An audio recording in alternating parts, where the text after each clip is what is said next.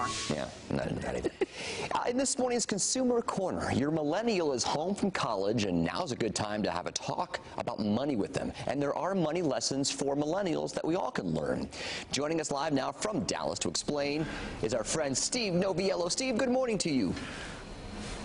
Good morning. Nice to see you again. Yeah, you know, the summer is the perfect time for this because really absent a regular schedule, now's the time when all of those good money habits really go out the window and cash tends to get out of hand. So, lesson number one for millennials or anybody else, the word no is a complete sentence. Kind of. Take a look at the video I've got for you. Look.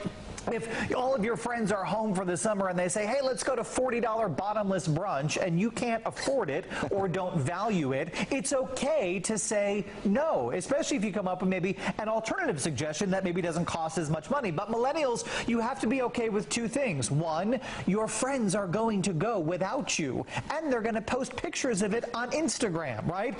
And every now and again, it's okay to dip into the fund and consider it an investment in friendship. I don't want you to be so frugal that you save your way out of having any friends, because at the end of the day, a movie at your house is fun sometimes, not every time.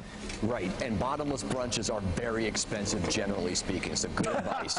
Now, where do you begin to make changes to improve your financial snapshot if you are a millennial at this point?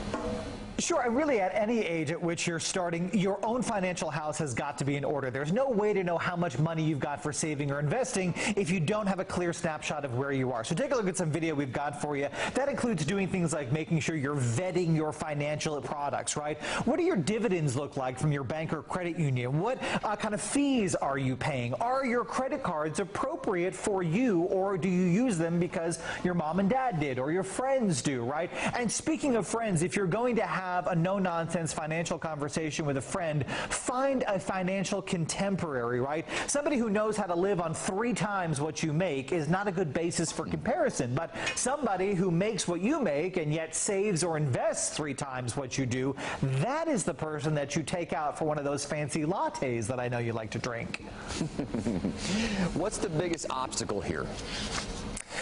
You know, particularly for millennials and look for anybody these days, kind of this YOLO, FOMO culture that they exist in can be crippling. Remember, folks, your Instagram feed is a carefully curated version of somebody else's life. So stop trying to live like you think that they live, because they don't. So pair that, of course, with lack of financial education and, quite honestly, an overwhelming amount of access to financial resources, and you really have no idea where to begin. So we've got a solution for you. We've teamed up with Erin Lowry. She's the author of The Broke Millennial and a millennial herself. We're taking a deep dive in the latest episode of my Basic Training podcast, all about the conversation to have and how to get started if you're a millennial. Advice for any age, quite honestly. You'll find links to it on iTunes and the Google Play Store, on your station website, and when you come see me online, both on Instagram and at facebook.com/SaveMeSteve.